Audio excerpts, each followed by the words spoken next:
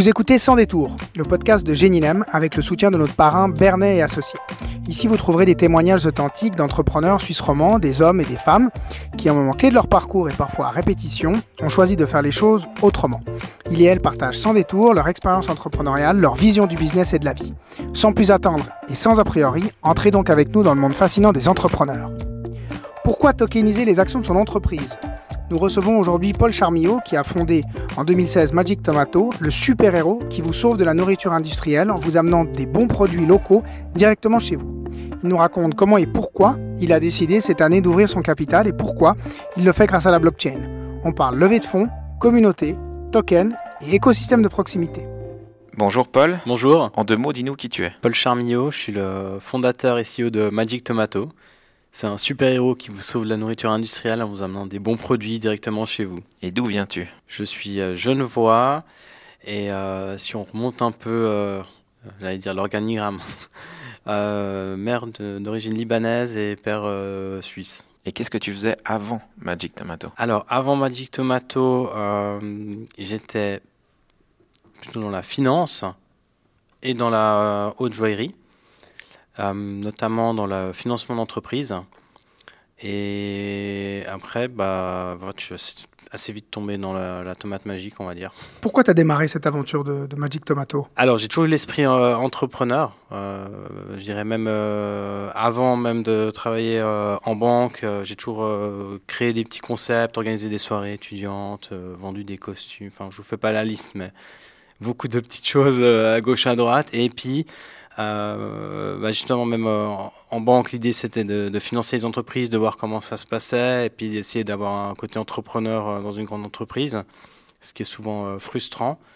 Et là, à la fin justement de l'activité dans la haute joaillerie, qui était une plus petite entreprise où il y avait déjà beaucoup plus de possibilités d'entreprendre, là c'était le bon moment pour lancer mon projet. Et aussi, ça m'a permis d'être plus mûr et puis de me dire, mais tiens, j'ai envie de faire un projet qui fait quand même sens au-delà de juste avoir le succès, je dirais, business, mais que ce business, il fasse sens dans le monde dans lequel on vit. Pourquoi tu dirais que c'était le bon moment ? Parce que je pense qu'il y a 15 ans, j'aurais été plus orienté résultat pur, financier, sans penser à l'impact, alors que c'est juste une évidence maintenant. Puis en fait, ça m'a permis d'apprendre à travers des autres expériences et à travers les autres, et puis de lancer en fait quelque chose qui me tenait à cœur.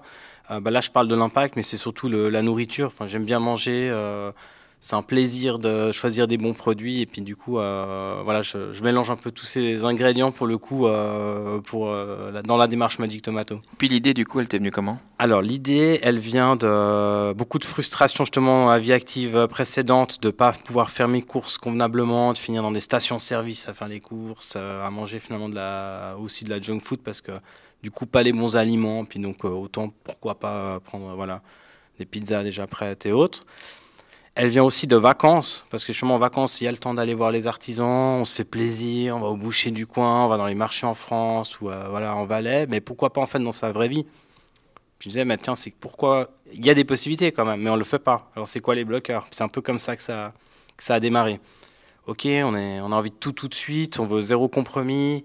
Comment est-ce qu'on fait ça, mais avec des produits qui réclament un certain traitement, qui sont des filières non standardisées. Enfin voilà, c'était un peu tous ces éléments, puis là c'est comme ça que c'est parti. Ça ressemblait à quoi le jour 1 de Magic Tomato ? Le jour 1 Magic Tomato, ça ressemble à pas de commande déjà, ce qui permet de réfléchir au jour 2. J'ai commencé donc très lean, l'idée c'était d'être tout seul. Il y a 2 raisons derrière aussi, c'est que 1, j'avais pas forcément le budget pour engager du monde dès le début. Et 2, vraiment j'avais envie de vivre le truc et comprendre les problèmes directement auxquels on sera confronté quand ça grandit un peu. Donc au début, je m'occupais de la gestion du site, avec l'aide de ma femme d'ailleurs. Je gérais les commandes, faisais sa prévente, le sourcing artisan, la préparation, livraison, puis après, et ainsi de suite. Il t'a fallu à peu près combien de temps pour que ça démarre réellement et que tu sentes que tu étais sur le bon projet ? Alors ça a démarré, c'était vraiment, j'aime bien dire, une progression un peu à la Suisse, comme pour prendre le parallèle de l'équipe de Suisse de foot. Donc voilà, assez lent au démarrage, ça monte, mais voilà, une progression. Donc je dirais au bout de 3 mois, J'avais compris qu'il y avait une dynamique, une attente. Par contre, j'ai compris que voilà, va falloir beaucoup investir en marketing. Dès le début, c'était assez clair. Et que ça prendrait du temps. Donc ça, c'était quelque chose. On est sur des habitudes, on pourra en reparler, mais des habitudes très ancrées dans notre quotidien. Et donc, c'est dur de les changer. Et c'est quand même ce qu'on est en train de faire. Et pour qu'on comprenne bien, tu avais gardé ton emploi, tu faisais ça en parallèle ou tu avais tout stoppé et donné 100% de ton temps pour Magic Tomato? Alors, j'avais tout stoppé et vraiment alloué tout le temps à Magic Tomato. Et je dirais que ça s'est construit assez vite entre le business plan qui était très petit, parce que tout de suite, l'idée, c'était d'aller confronter la réalité du business plan. Est-ce que les artisans ils avaient envie d'être sur une plateforme comme ça? Oui, non. Donc, assez rapidement, oui. Après, est-ce qu'il y a quand même une marge nécessaire pour que l'activité tourne et s'autofinance? Oui, non. Enfin, c'était des points, chaque fois, qui m'ont permis d'avancer. Et après, du coup, ça prend quelle forme? Parce que aujourd'hui, c'est un site de e-commerce, mais ça, c'est plus l'outil de vente. L'idée derrière, elle est plutôt de comment on met ensemble tous des acteurs qui sont indépendants et on l'amène comme un service regroupé auprès d'un client, enfin une prestation groupée. Donc l'idée, c'était, OK, il faut un e-commerce au milieu pour rendre tout ça possible. Et du coup, trouver un système en licence, de nouveau, parce que je n'avais pas forcément beaucoup de fonds pour lancer. Et puis, je dirais, entre le business plan et la version bêta, il y avait 2 mois, donc c'était assez rapide. Et au 3e, je commençais à livrer 2 fois par semaine. Et puis, en septembre 2016, là, c'est le vrai lancement. Là, on livrait tous les jours.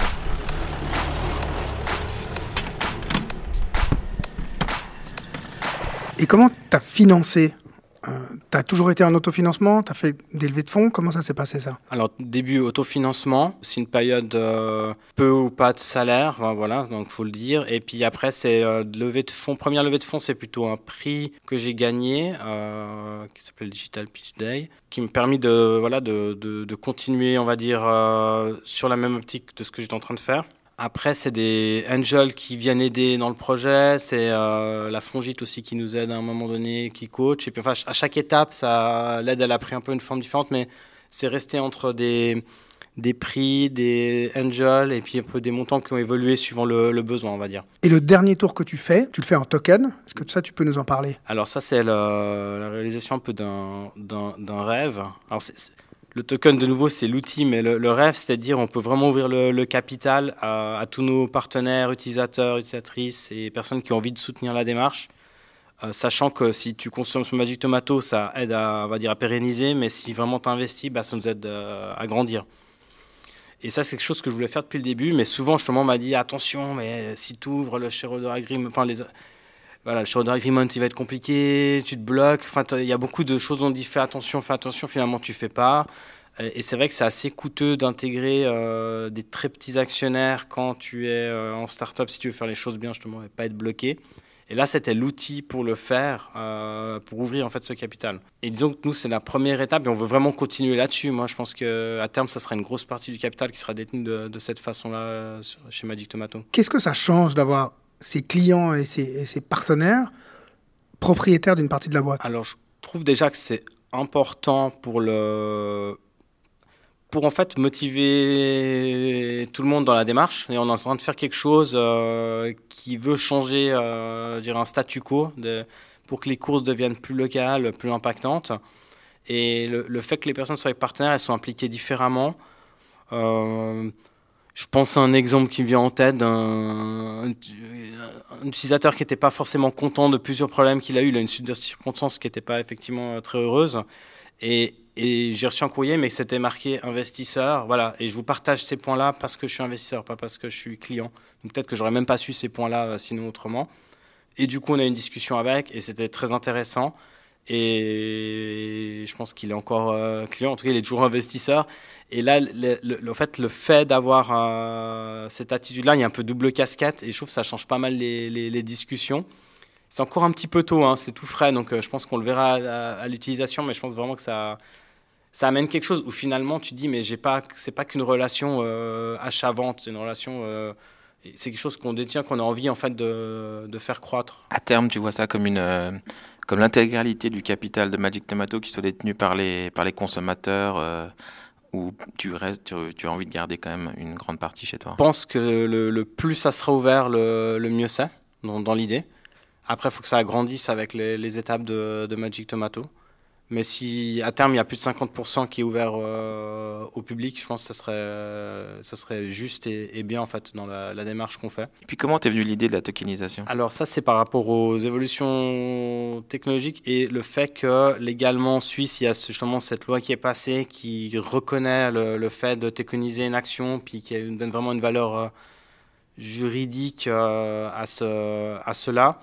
Parce que sinon, le risque, c'est que ça aurait été un peu comme pas perçu comme pas comme une vraie levée de fonds. Enfin, je voulais quelque chose qui soit vraiment officiel et pas que ça fasse un peu crowdfunding. J'ai rien contre le crowdfunding, mais je voulais pas que ça fasse vous recevez un t-shirt Magic Tomato si vous investissez. Je voulais pas que ça soit un bon dans les courses. Voilà, on voulait quelque chose qui fait vraiment officiel. Et le faire avec les moyens classiques, ça aurait été trop coûteux. Puis après, dans la gestion derrière, ça aurait été dur. Donc, le token, c'est le bon moyen. Après, il y a des bons partenaires à Genève. Là, on a travaillé avec Taurus, par exemple, qui devient quand même leader en Suisse dans le domaine. Donc, le fait qu'ils sont à Genève, qu'on s'est parlé ensemble, qu'on s'est revu aussi à travers de la Fongite, voilà, il y a quelque chose qui s'est créé par l'écosystème, pour le coup. Enfin, par l'écosystème. Tu as été plutôt pionnier dans cette démarche. Tu es souvent cité comme exemple. On parle beaucoup de cette tokenisation de Magic Tomato. Est-ce que depuis, tu as eu des gens qui sont venus te poser des questions en te demandant qu'est-ce qui était bien ou pas bien, quels conseils tu aurais à leur donner? Alors, oui, effectivement, sur le moment, il y a eu beaucoup de sollicitations avec des projets plus ou moins aboutis, avec aussi l'envie de comprendre derrière ce que ça représentait comme travail. Et puis là, je peux en profiter pour en parler brièvement, mais disons que c'est un formule abouti qui est encore un peu cher, donc je pense qu'il faudrait quand même essayer de lever, je dirais, autour d'1 million pour que ça soit quelque chose de cohérent par rapport à d'autres outils. Je pense aux frais derrière pour faire la chose correctement. Et également, il y a un coût qui est non quantifiable et qui dépend vraiment du secteur et de la façon dont vous le faites, c'est le côté marketing en fait derrière. Nous, on a fait beaucoup de préparation, on a travaillé même des propositions de valeur où on s'est dit, mais tiens, c'est incohérent avec ce qu'on veut faire. On a fait des ajustements avant. Donc, en fait, on a fait un travail même sur le modèle Magic Tomato déjà avant en se disant, mais l'idée, on sait qu'on veut le faire et puis on sait pourquoi on le fait, mais il y avait des choses qui n'étaient peut-être pas forcément adéquates. Donc, ça fait beaucoup de travail. Disons, il y a bien 6 à 9 mois de préparation avant pour avoir justement quand même un bel écho, l'écho qu'on a eu, et avec un résultat qui est quand même positif, même si on n'a pas atteint forcément le million, mais on est pas loin. Aujourd'hui, celui qui détient un token, qu'est-ce qu'il a de plus qu'un autre? Niveau communication, niveau peut-être avantage ou j'en sais rien. Alors le token, il est lié au bon de participation, donc il y a tous les points légaux qui sont liés à un bon de participation classique. C'est-à-dire un droit à la transparence financière, c'est-à-dire des chiffres annualisés audités. Il y a aussi la copie des assemblées, les copies des procès-verbaux de l'Assemblée générale. Et après, nous, on a rajouté certains droits liés un peu au montant qui avait été investi. Il y avait 3 tranches, notamment la tranche changement, puis après un peu business angel, qui était l'équivalent de 15 000 francs. Et par exemple, là, il y a des réunions plus autour d'un verre et la direction. L'idée, c'était un peu de créer quelque chose aussi d'échange en fait, naturel qui se passe. Il y a aussi la transmission d'informations sur base semestrielle en plus en fait, à certaines catégories. Mais le point de... Je dirais le point derrière, c'est vraiment l'assemblée annuelle qu'on veut faire avec tous les participants. Pour le coup, c'est le vrai nom des détenteurs de mon participation. Et d'avoir un échange, en fait, réel avec la communauté d'investisseurs. Donc ça, c'est une fois par année. Et puis derrière, il y a des choses qui vont se mettre en place aussi. On veut laisser vivre la démarche et le modèle. Et on va évoluer aussi selon ce qu'on voit qui fonctionne bien ou pas, tout en sachant que la base légale est assez minime, c'est celle que je viens de vous dire avant. Donc on peut faire beaucoup plus, mais on va aller par étapes.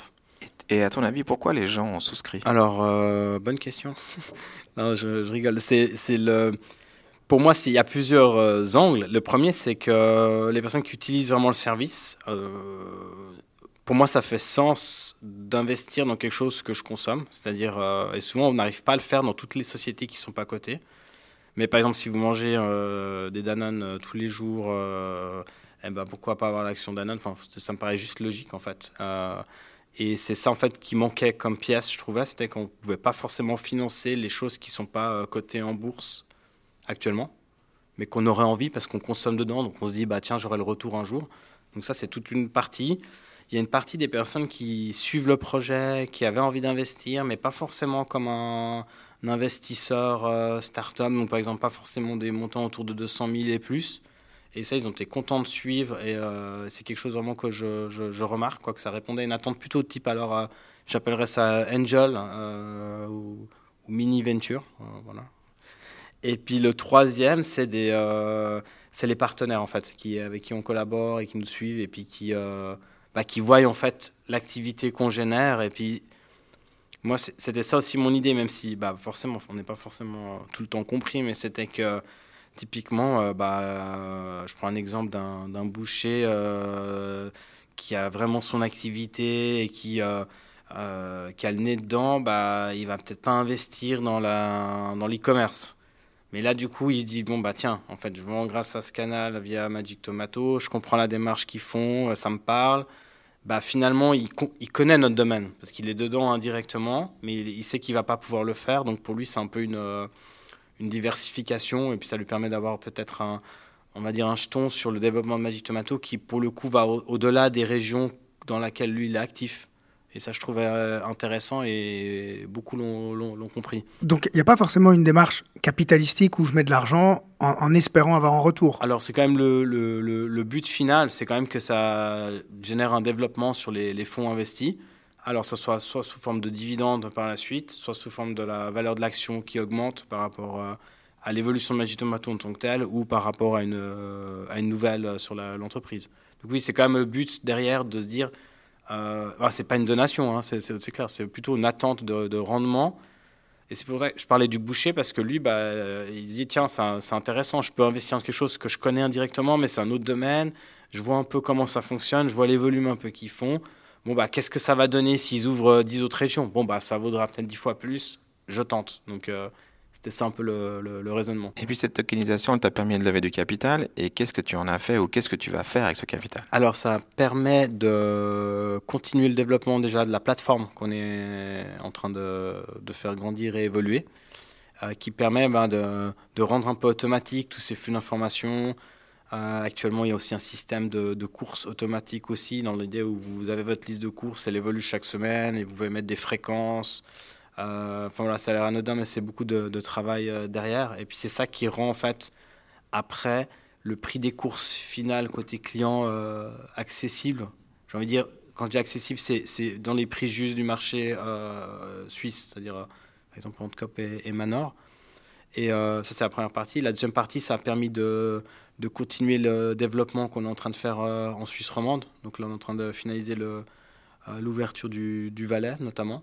Donc ça nous permet de développer. Après, je vous disais, on visait 1 million, on a plutôt eu autour de 640 000. Ça permet de faire le plan, pas totalement comme on voulait, mais ça nous permet de bien avancer. Donc voilà, on est un peu à mi-parcours. Et l'idée, c'est de continuer en fait sur ce succès, de continuer en fait la partie token, qui pour moi fait partie en fait du modèle Magic Tomato. C'est-à-dire qu'on ouvre une nouvelle région, les partenaires de cette nouvelle région devraient aussi souscrire un peu des tokens, puis un peu financer le début de l'activité. C'est un peu comme ça qu'on voit la chose, un peu organique avec les partenaires. C'est-à-dire, si on avait pu le faire depuis le début, c'est ce qu'on aurait fait. Puis je le vois plus comme une continuité que comme une vente one-shot ou ponctuelle. Et tu disais il y a pas mal d'efforts de communication à faire. Ça, tu peux nous en parler un petit peu? Alors, c'est la préparation, je dirais, Nous, on avait plusieurs enjeux. J'essaie de remettre les choses dans l'ordre. Le premier enjeu, c'était de vulgariser tout l'aspect financier, déjà un. Puis après, vulgariser tout l'aspect technologique. Donc, on a presque trop parlé de tokens, déjà, à mon goût, malgré tout ce qu'on a fait, parce que ça effraie beaucoup de monde. Et ça effraie notamment notre cliente classique, qui est les clichés, on la vie dure, mais ça reste une femme. Et puis, en l'occurrence, plutôt qui fait ses courses en fait sur Internet, mais n'est pas non plus une geek, quoi. Enfin voilà, donc c'est pour elle, c'était vite un peu une barrière. Et puis du coup, on est encore en train de réfléchir comment on l'atténue, puis comment on va plus loin pour lui permettre finalement de soutenir Magic Tomato, d'investir, et en même temps pas que ça amène une incompréhension sur comment le faire. Et on est en train de travailler ça. Mais ça, tout ça, pour le coup, on l'avait travaillé, mais comme quoi, il faut faire encore plus. Après, il y avait vraiment l'aspect message, donc travailler ce qu'on veut dire, comment on veut le dire. Et puis là, ça se travaille aussi avec comment on communique avec la presse. Et puis, voilà, il y a certaines règles aussi à respecter. Donc, ça, c'est plus le métier de la presse et de RP. Il y avait aussi le côté interne. En fait, on peut avoir tendance à dire on va faire ça, puis on va juste en parler. Mais non, mais en fait, en interne, est-ce que les équipes sont au courant ? D'ailleurs, j'en ai pas parlé là, mais l'idée, c'était de dire que tous les employés chez Magic Tomato détiennent des parts de Magic Tomato. Et je trouvais ça beau de dire dans des métiers de logistique livraison, en fait, ils ont des parts de Magic Tomato. C'est vraiment le contre-pied de ce qu'on voit avec Uber et genre d'autres plateformes. Et c'est le cas aujourd'hui. Et c'est le cas aujourd'hui, ouais. Donc c'est ça qui est joli, quoi, dans la démarche. Mais ça permet. Typiquement, ça c'est une réflexion qu'on a dû faire avant, avec des problématiques RH. Finalement, en fait, c'est le fait de mettre en place ça rejaillit sur beaucoup d'aspects de l'entreprise. Du coup, on a pris un moment à retravailler certaines choses, aussi à se dire, mais attends, mais on leur donne quoi, combien, comment. Enfin voilà, il y avait beaucoup de questions pour chaque point. Enfin, c'en est un qui me vient en tête, mais il y avait pas mal de points. Et ça change quelque chose pour un entrepreneur d'avoir ses employés qui sont aussi ses actionnaires ? Pour moi, ça change dans le fait que je peux leur parler un peu différemment, parce que je me dis, mais ils comprennent leur intérêt aussi final sur certaines choses. Je prends un exemple, on ouvre une nouvelle région, peut-être ça nous met sous pression un peu financière. Et finalement, peut-être qu'une région qui va très bien doit être un peu plus sous pression, alors qu'on aurait pu avoir, je ne sais pas, 2 personnes en plus, mais finalement, on est un peu plus sous pression. Comment on l'explique à l'équipe ? Écoutez, voilà, ça va permettre à l'entreprise de grandir, et puis vous aussi, finalement, vous en allez avoir les fruits plus tard. Enfin, il y a des explications après, derrière, qui sont différentes, je pense. Après, ça nous fait aussi de faire un travail de vulgarisation permanente de la finance, des états financiers. Enfin, ça, c'est encore tout un travail qui est important à faire pour que ça soit compris. Est-ce que tu as senti une différence en fait dans la motivation de ton équipe, ou pour le moment c'est encore difficile de juger ? C'est difficile de juger pour l'instant. Ils sont à la base motivés. Enfin, je dis pas ça pour faire plaisir, mais voilà, c'est ce que je pense. Par contre, je pense qu'ils ont encore de la peine à rendre palpable le fait d'avoir des bons de participation à Magic Tomato. C'est encore pas, ça reste abstrait. Et je pense en même temps, moi, je dois être aussi toujours transparent avec eux, leur dire que tant qu'il n'y a pas eu une transaction, une vente, effectivement, ça reste purement théorique. Donc, je ne vends pas non plus quelque chose derrière. Hein. Il y a les risques, etc., on sait. Mais ils ont de la peine à le rendre palpable. Et je pense que c'est que le seul jour où il y aurait une conversion en argent, ils se diront « Ah ouais, effectivement, j'ai compris maintenant la vraie valeur ». Mais il y en a certains qui ont l'air d'avoir plus compris que d'autres aussi. C'est ça qui est intéressant. Bon, après, il y en a toujours qui diront garde tes actions, je préfère que tu me passes 1000 francs. Enfin bref, je le dis comme ça, mais c'est un peu des discussions en même temps qu'on boit un verre, par exemple, et puis ça sort, et je trouve ça assez marrant. C'est-à-dire, ok, donc je vais encore mieux expliquer, quoi, parce que ça n'a pas l'air d'avoir été perçu à sa juste valeur. Là, on parle un peu d'équipe et de management. Comment tu définirais le type de patron que tu es ? Je suis un peu, comment on va dire ça ? Je suis assez diplomate, je pense. Donc je dirais que je suis assez hybride, je vais assez changer par rapport aux circonstances. Donc j'arriverai pas à dire que je suis juste quelque chose, parce que je suis assez changeant par rapport à ça et aux circonstances. Je suis exigeant, mais bienveillant, voilà, si je pouvais résumer en 2 mots. Je pense au début, il y a un petit moment quand tu lances ta boîte où tu prends tout à cœur. Et vraiment, assez vite, j'ai compris que ça ne servait à rien et que j'ai pris du recul. Et du coup, donc assez serein finalement. Et pour moi, on peut toujours un peu rigoler, quoi. Enfin, je n'avais pas envie de m'énerver, en fait. Enfin, je n'ai pas été entrepreneur pour m'énerver ou d'avoir des discussions toujours sérieuses. Et d'ailleurs, je pense une des raisons qui me fait être entrepreneur, c'est ça que je n'aimais pas. Le fait de devoir toujours être sérieux dans des réunions. Je pense en banque, toutes ces réunions qui ne servaient pour la plupart pas à grand-chose, mais où il fallait être sérieux, il ne fallait pas rigoler, Tu peux faire la même réunion dehors avec une bière, ça se passe bien, même mieux. Enfin voilà, donc j'essaye de reproduire ce qui me semble adéquat. D'ailleurs au début il n'y avait aucune réunion chez Magic Tomato tellement j'étais dans l'autre extrême. Et là je suis revenu, on en fait quelques-unes. Parce qu'aujourd'hui Magic Tomato c'est combien de personnes? On est une trentaine de personnes. Tous basés ici à Genève? C'est entre Genève, Lausanne et Neuchâtel. Et essentiellement des métiers logistiques. Il y a une chose qui me tient toujours à cœur, surtout quand on est multisite, c'est comment toi tu arrives à transmettre un peu la vision, la culture, enfin être le garant d'identité de Magic Tomato dans toutes ces entités. Alors le site de Neuchâtel vient de la fusion avec Label Bleu, avec beaucoup de personnes qui ont déjà un historique sur nos sociétés. Donc disons, ça serait mentir de dire que la vision elle est là tout de suite parfaite, donc elle se construit. Par contre, pour les autres sites, c'est beaucoup de discussions, de présence. Et je pense que c'est avec le fait d'être cohérent dans ce qu'on dit, beaucoup expliquer. Je ne l'ai pas dit avant, mais j'essaie toujours de dire pourquoi quand même on fait quelque chose. Hein. Ça me permet d'être sûr au moins qu'on est aligné sur l'objectif. Pour nous, c'est assez clair. Enfin, on veut livrer le client final les courses qu'il a commandées. Enfin, ça paraît hyper simple sur le papier, mais voilà, avec les volumes, avec les aléas de la route, des aléas des artisans, tous les problèmes qui peuvent arriver. Enfin, je vous fais pas la liste, c'est quelque chose de compliqué, mais le fait d'être toujours un peu aligné sur la chose, pourquoi on le fait, de répéter aussi le message. Et je pense que c'est de prendre le temps quand il faut et puis savoir aussi bien le gérer entre les personnes parce que on peut faire des fois l'erreur. D'ailleurs, je me faisais la réflexion aujourd'hui. Finalement, tu passes plus de temps sur les problèmes. Enfin, c'est comme à l'école où c'est celui qui est le plus mauvais finalement qui attire l'attention, puis les autres, ça passe un peu inaperçu et de prendre le temps pour les autres qui font bien en fait. Et ça, c'est ce que j'essaie de faire. Mais en même temps que je le dis, je pense que je le fais pas assez. Quels sont les projets de Magic Tomato maintenant? Alors les projets à court terme, c'est la consolidation de la Suisse romande, donc Valais, et de bien desservir les zones dans lesquelles on est pour vraiment couvrir le maximum de la population romande en produits frais et locaux. On est passé par une grosse euphorie Covid, après il y a un peu une baisse, une consolidation du marché, donc maintenant c'est d'être bien efficace dans notre domaine et de pouvoir revenir en zone de croissance. Et puis, de ne pas lâcher l'affaire, j'ai envie de dire, au niveau public, de dire, mais attendez, c'est pas parce que le Covid est passé que maintenant, c'est fini, quoi. Enfin, non, c'est encore plus que maintenant le moment de changer ses habitudes de consommation et de faire quelque chose de différent. C'est Magic Tomato, mais c'est aussi d'aller au marché, c'est d'aller à la femme vers chez soi, c'est de...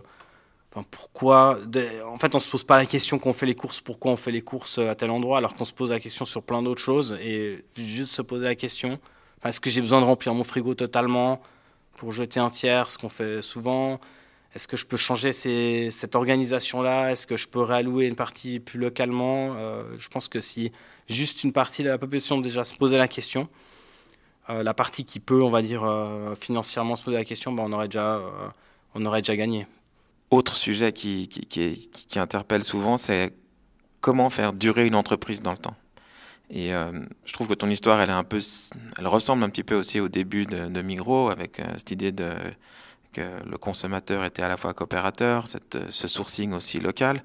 Comment tu imagines Magic Tomato dans 10 ans? Alors la comparaison est flatteuse parce que vraiment le début de Migros c'est une jolie histoire. Et c'est vrai que quand on voit maintenant, il y a quand même... À un moment donné, ça s'est perdu en fait. Et comment est-ce qu'on fait maintenant avec les outils actuels pour en fait grandir? On espère grandir aussi, mais grandir en ayant les garde-fous nécessaires dans l'évolution. Je pense que ça passe par beaucoup d'autonomie dans les régions. Vous me direz si on continue la comparaison Migros là d'une certaine manière, donc ça n'a pas suffi. Moi, j'ai envie de laisser la gouvernance aux utilisateurs, utilisatrices. Et ça, c'est quelque chose qu'on est en train de travailler. Et on a commencé, donc on fait des votations. Tant qu'on n'a pas parlé, typiquement, la dernière, c'était est-ce qu'on essaye d'interdire ou de supprimer au maximum les emballages plastiques sur Magic Tomato, sachant que là, on a déjà été très loin, par rapport à la grande distribution, moins 90%. Mais est-ce qu'on va vraiment interdire, quitte à ce que ça ait des répercussions sur le prix, sur certaines filières que nous, on doit reprendre en interne? Et là, les votes, c'était clair, c'était 80%. Oui, essayons d'aller plus loin, mais attention à telle chose. Enfin, voilà, donc, et j'essaie de... Là, pour l'instant, on est encore dans la phase d'exploration, on va dire, et puis on va construire en fait cette gouvernance, et j'aimerais qu'elle reste en fait au niveau de chaque région. D'ailleurs, dans l'idée, si une région devenait trop grande, on va préférer la splitter pour avoir 2 régions, puis recréer des écosystèmes et de nouveau une sorte de gouvernance. Enfin, ça, c'est l'idée plus loin. J'aime bien les petites cellules. Je pense que c'est ça l'idée. Et puis, l'outil Magic Tomato, c'est bien d'avoir cette plateforme qui est centralisée, ça qui permet en fait de déployer quelque chose qui rend je dirais le service à un prix du marché à la fin. Sinon, ce serait trop cher si chaque fois on devait recréer, etc. Donc, c'est comment on joue avec les 2 aspects, gouvernance partagée, mais peut-être un outil technologique centralisé. Et du coup, s'il y a des entrepreneurs, des entrepreneuses qui nous écoutent et puis qui hésitent à ouvrir leur capital en token, tu leur dis quoi? Alors, je leur dis que c'est une bonne idée. Ça dépend de l'étape à laquelle ils sont, je pense. Parce que ça reste quand même une levée de fonds. Moi, si je compare à une vraie levée de fonds, je pense que j'ai passé beaucoup plus de temps sur celle en token. Ça, c'est... Au niveau aussi coût derrière, c'est important. Donc, c'est vraiment, est-ce que ça fait sens dans la démarche de l'entreprise? Est-ce que ça vient appuyer le message? Est-ce que ça permet à tous les parties prenants autour d'aider l'entreprise à franchir une étape? Ouais, je me poserais vraiment beaucoup de questions sur le pourquoi de la démarche. Et si la seule raison, c'est le financement, je ne suis pas sûr que ce soit la bonne réponse. Merci. Merci beaucoup. Merci à vous. Voilà, nous sommes arrivés au terme de cette rencontre avec Paul. Comme il nous le raconte, dès le début de Magic Tomato, Paul rêvait d'intégrer toutes les parties prenantes désireuses de faire croître son projet en les intégrant dans le capital de son entreprise. Mais que c'est pas si simple comme démarche. Il y a beaucoup de barrières quand on est une toute petite start-up à intégrer beaucoup de monde, que ce soit les coûts liés à une levée de fonds participative, la complexité de gérer une cap table longue comme le bras, ou les risques de blocage de ses associés. Paul a donc attendu le bon moment. Et on comprend en écoutant Paul qu'une levée de fonds en token permet à des plus petits actionnaires de procéder à un investissement financier avec d'une part la volonté de faire fructifier son argent et d'autre part de s'impliquer dans la démarche et la vision d'une entreprise qu'ils connaissent puisqu'ils consomment ou produisent ses produits-services. J'ai également beaucoup apprécié écouter Paul nous partager son expérience et les apprentissages d'une telle levée de fonds, notamment les coûts directs et indirects. On découvre l'importance des aspects marketing liés à la préparation de ce nouveau type de levée de fonds et l'importance d'expliquer encore et encore autant la démarche que la technologie à l'interne et à l'externe. C'est, je pense, une étape d'autant plus fondamentale qu'on est au début de l'adoption de cette technologie qui nous promet une possible révolution à venir, rendue possible par un actionnariat participatif mais lucratif pour les employés, les clients, les partenaires. Enfin, je retiens la volonté pour Paul de faire évoluer sa démarche et son modèle en se confrontant aux retours que vont lui faire les actionnaires dans les prochaines assemblées générales. Et j'aime son mindset d'entrepreneur qui procède toujours étape par étape en apprenant à chaque fois grâce aux réalités de son marché sans jamais se prendre la tête.